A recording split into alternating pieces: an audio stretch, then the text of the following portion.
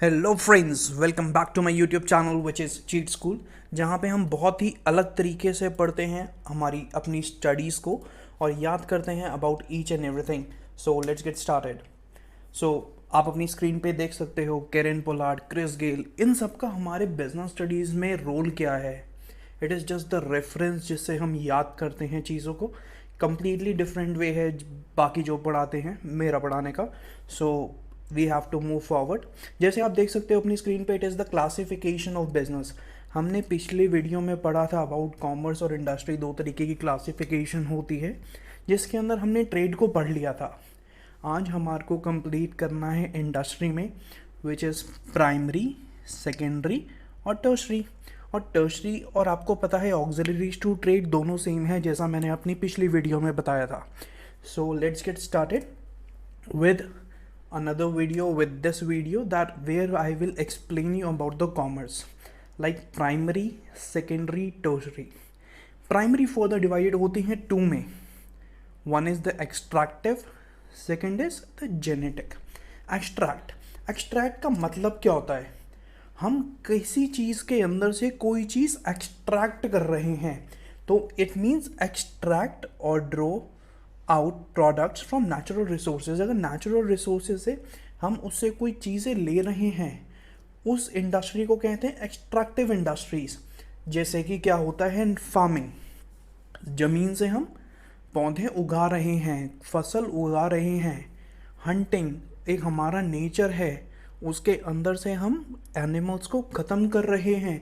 Gold mining, नीचे खोदानों में जाके हम गोल्ड को निकालते हैं, हम एक्सट्रैक्ट कर रहे हैं नेचर से, तो that are under extractive industries. Genetic like हर बंदे के अंदर क्या होता है, जीन्स। तो जो इंडस्ट्री जीन्स के रिप्रोडक्शन के ऊपर काम करती है उसे कहते हैं genetic industries. Engage in breeding plants and animals for their further reproduction. Same way इसके एग्जाम्पल्स क्या हो सकते हैं? ब्रीडिंग का सबसे बड़ी एग्जाम्पल है poultry farm.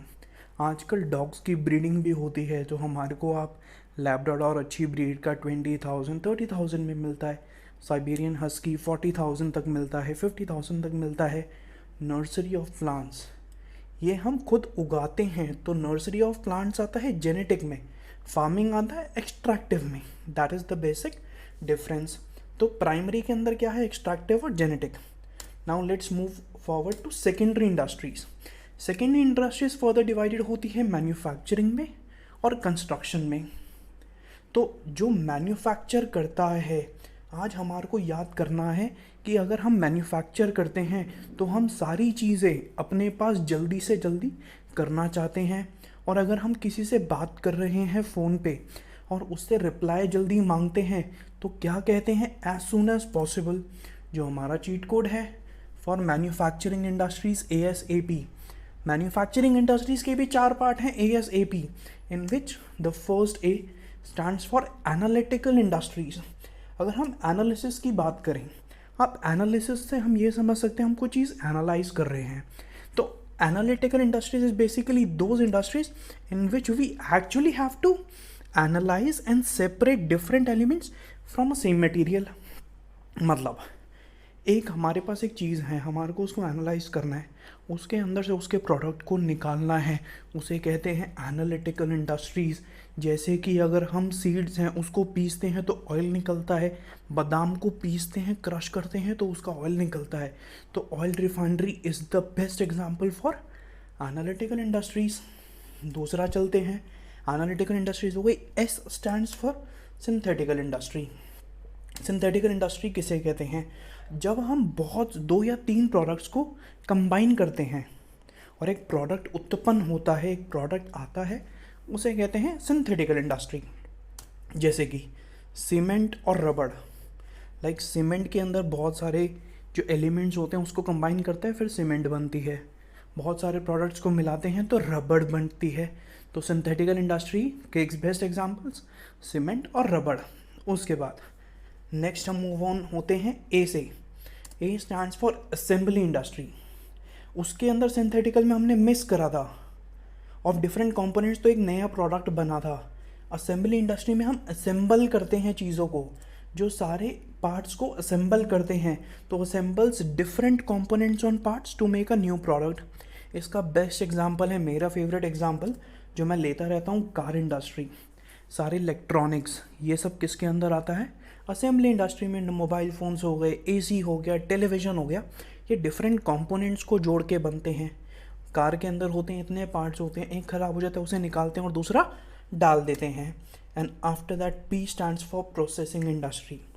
Processing industry basically क्या होता है, जब एक प्रोडक्ट को हम रॉ मटेरियल के फॉर्म में डालते हैं तो उसको बहुत सारे स्टेजेस से गुजरना पड़ता है, उसे कहते हैं प्रोसेसिंग इंडस्ट्री। उसको प्रोसेस करते हैं, वो बार बार सक्सेसिव स्टेजेस पे जाते हैं फिनिश प्रोडक्ट आने से पहले, उसे कहते हैं processing industry. Like paper industry, दाल मिलें जिसे कहते हैं, शुगर इंडस्ट्री जिसे कहते हैं, तो उनकी जो चीनी मिलें होती हैं, दाल मिल होती है, पेपर इंडस्ट्री वो एक के बाद एक बनती है, तो that is the basically of processing industry. अब कंस्ट्रक्शन इंडस्ट्री। कंस्ट्रक्शन बेसिकली अगर हम घर पे भी रहते हैं तो हम घर बनाते हैं, तो engaging in architectural skills are important part. वही चीज़ है, इसके अंदर आता है कि हमने मेट्रोज़ बना रहे हैं, रोड्स बना रहे हैं, बड़ी बड़ी बिल्डिंग्स बना रहे हैं, that all comes in the construction industry. Now we have to look forward for the tertiary sector या ऑक्सिलरीज टू ट्रेड, बिकॉज ये दोनों सेम है, मैंने आपको पहले भी बताया था। यार आधी से ज़्यादा हमने पढ़ाई कर ली है, बट हमारे आंद्रे रसल है कहाँ पे? ये होती क्या है? आंद्रे रसल कहाँ रह गए? हमारे केरन पोलार्ड कहाँ रह गए? क्रिस गेल कहाँ रह गए? अब आ गए ना टर्शरी सेक्टर के अंदर। ये भी तो सर्विस प्रोवाइड करते हैं हमारे को खुशी देने की, और किस चीज़ से खुशी देते हैं? ये अपनी बैटिंग से। क्रिस गेल की बात करो, केरन पोलार्ड की बात करो, आंद्रे रसल की बात करो, दे 3 आर द बिग हिटर्स। और ये तीनों कौन सी कंट्री से बिलोंग करते हैं? वेस्ट इंडीज़ से। टर्शरी सेक्टर बताया था सपोर्ट सर्विसेज हैं, ये तीनों सपोर्ट देते हैं आईपीएल के अंदर भी। इन तीनों का चार्म ही अलग है। तो हम कहते हैं हमेशा कि बैट वेस्ट इंडीज़, क्योंकि ये तीनों अपना जलवा दिखाते हैं बैट से, और वेस्ट इंडीज़ के लिए खेलते हैं, तीनों एक टीम से बिलोंग करते हैं। तो ये है हमारा टर्शरी इंडस्ट्री। इसके अंदर B stands for banking. Banking support देता है पैसे को इधर से उधर करने में। A stands for advertising. अगर एडवर्टाइजिंग नहीं होगी तो आप अपना माल बेचोगे कैसे? Advertising, marketing is the main thing. T अगर एक प्रोडक्ट है फैक्ट्री में बना, फैक्ट्री में पड़ा रहेगा, उसका फ़ायदा क्या है? T stands for transportation and communication. अगर ट्रांसपोर्ट नहीं होगा तो वो किस काम का? डब्ल्यू। मैंने आपको बताया था कि बिज़नेस बहुत अनसर्टेन होता है, तो फिर उन अनसर्टेनिटी को हमारे को अगर कम करना है, तो जब हमने प्रोडक्ट करा है तो हमने उसको स्टॉक करना होता है। और स्टॉक कहाँ पे करते हैं? वेयर हाउस में। कल को खुदा ना खास्ता हमारे कहीं पे आग लग जाती है, जैसे ओ माई गॉड के अंदर था, तो आई स्टैंड्स फॉर इंश्योरेंस, जो हमारे को काम देती है, जिसके हमारे को सेफ गार्ड मिलता है। तो अब हम दोबारा समझेंगे, बैट वेस्ट इंडीज़ हो गया जो था टर्शरी सेक्टर या auxiliaries to trade. These are the support services provided to the primary और the secondary sector. This is the main thing. With this हमारा चैप्टर का जो लास्ट थिंग था वो हो चुका है। अगर हम जल्दी से ब्रीफ करते हैं, क्लासिफिकेशन ऑफ बिजनेस 2 तरीके के होते हैं, इंडस्ट्री और कॉमर्स।